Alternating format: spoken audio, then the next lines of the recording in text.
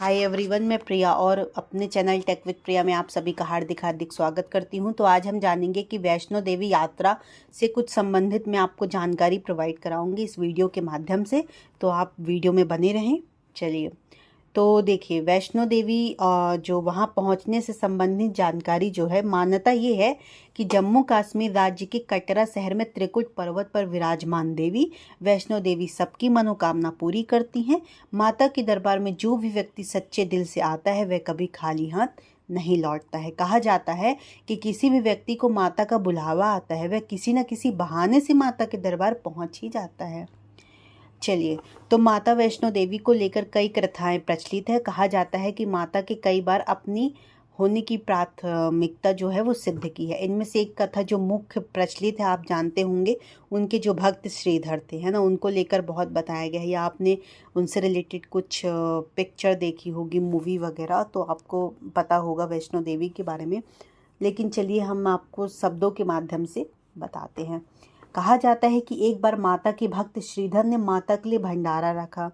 उसमें उन्होंने भैरव और उनके शिष्यों को भी आमंत्रित किया, परंतु भैरव तथा उनके शिष्यों ने भंडारे में मांसाहार खाने का हट किया। तो श्रीधर के मना करने पर भैरव को तो क्रोध आ गया। उस वक्त अपने भक्त की रक्षा के लिए माता स्वयं कन्या का रूप लेकर भंडारे में आई थी। तो भैरव के साथ लड़ते लड़ते माता त्रिकुट पर्वत पर चढ़ गई, और उस वक्त माता की रक्षा के लिए हनुमान जी उनके साथ थे। तो माता ने भैरव से लड़ने के लिए 9 महीने तक तपस्या की।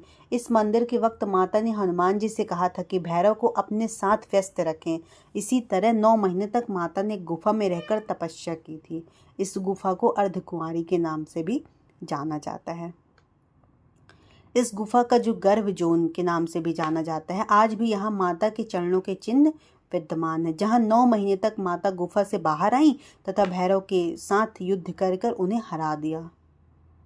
परंतु भैरव के माफी मांगने पर माता ने उन्हें अपने से ऊंचा स्थान दिया और यह वरदान भी दिया कि जो व्यक्ति माता वैष्णो देवी के दर्शन के लिए जाएगा, वो भैरव के दर्शन के बिना उसकी यात्रा पूरी नहीं होगी। कहा यह भी जाता है कि जो त्रिकुट पर्वत पर हनुमान जी को प्यास लगने पर माता ने धनुष मारकर एक जलधारा प्रवाहित की थी, और उसमें माता ने अपने केस भी धोए थे। तो यह जलधारा बाण गंगा के नाम से भी जानी जाती है। वैष्णो देवी की यात्रा के समय इस बाण गंगा में स्नान का ही अपना एक अलग महत्व है।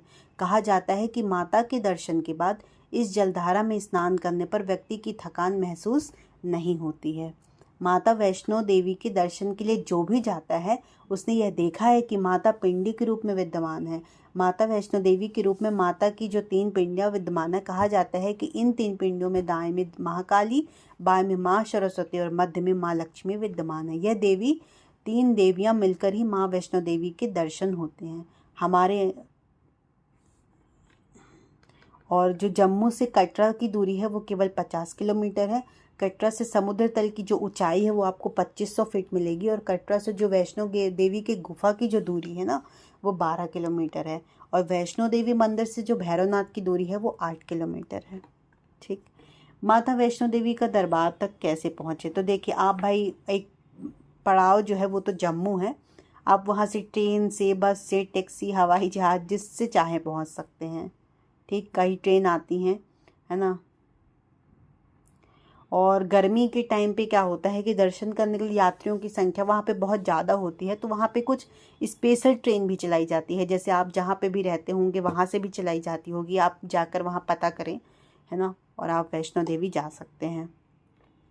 तो जो वैष्णो देवी यात्रा के अगर आप जाते हैं तो वहाँ की जो शुरुआत कटरा से होती है। अधिकतर लोग कटरा में विश्राम करके अपनी यात्रा की शुरुआत करते हैं। माता के दर्शन के लिए यात्री 24 घंटे में कभी भी चढ़ाई स्टार्ट कर सकते हैं। कटरा में ही यात्री अपनी यात्रा की शुरुआत के पहले दर्शन के लिए मुफ्त पर्ची प्राप्त कर सकते हैं, परंतु पर्ची कटवाने के 6 घंटे के अंदर यात्री को प्रथम चेकिंग पॉइंट पर एंट्री करनी ही पड़ती है। ये प्रथम चेकिंग पॉइंट जो है वो बाण गंगा पर स्थित है। फिर कटरा से जो 14 किलोमीटर की खड़ी चढ़ाई के बाद माता के दर्शन प्राप्त होते हैं। यहाँ से लगभग 3 किलोमीटर की दूरी पर भैरव का मंदिर है। यात्री अगर चाहे तो अपनी यात्रा घोड़े, पालकी, हेलीकॉप्टर से भी कर सकता है। कुछ समय पहले तक हेलीकॉप्टर की बुकिंग पहले से करनी पड़ती थी, परंतु यात्री अब तुरंत भी दूसरे दिन की बुकिंग प्राप्त कर सकता है तथा अपनी यात्रा तुरंत कर सकता है। कटरा से वैष्णो देवी के लिए घोड़े का जो अधिकतम किराया है वो 900 रुपये है, और जो पालकी का है वो 2500 रुपये है और हेलीकॉप्टर का 1000 रुपये है। यात्रा के समय यात्री यह ध्यान रखें कि अगर वो अर्धकुंवारी के दर्शन करना चाहते हैं तो उन्हें चढ़ाई करते वक्त ही अर्धकुंवारी पर अपना नंबर लगा देना चाहिए, ताकि उतरते वक्त अर्धकुंवारी में दर्शन तुरंत हो जाए और उन्हें इंतज़ार ना करना पड़े। अगर आप अपनी यात्रा पैदल कर रहे हैं तो ध्यान रखें कि अगर आप अर्धकुंवारी से अपना रास्ता बदल देते हैं तो आप अपने पैदल चलने की दूरी कम करके कम समय में माता के दरबार में पहुंच सकते हैं। जब आप चढ़ाई पूरी कर लेते हैं तो आपको जो लास्ट चेकिंग पॉइंट काउंटर पर अपने स्लीप पर सील लगवानी पड़ती है और यह सील लगी हुई स्लीप दिखाकर ही आप माता के दर्शन कर सकते हैं। तो थोड़ा इन सब चीज़ों का ध्यान रखें। और कटरा में भक्तों के ठहरने की कई सारी धर्मशालाएं हैं, होटल हैं, है ना, जहाँ पर यात्री बहुत आराम से विश्राम कर सकता है। और अगर आप चाहें तो आप पहले से भी बुकिंग वगैरह करवा सकते हैं। ठीक, चलिए, तो आई होप आपको बहुत ही अच्छी जानकारी लगी होगी माँ वैष्णो देवी के बारे में। आप भी जय माँ वैष्णो देवी, जय माता दी।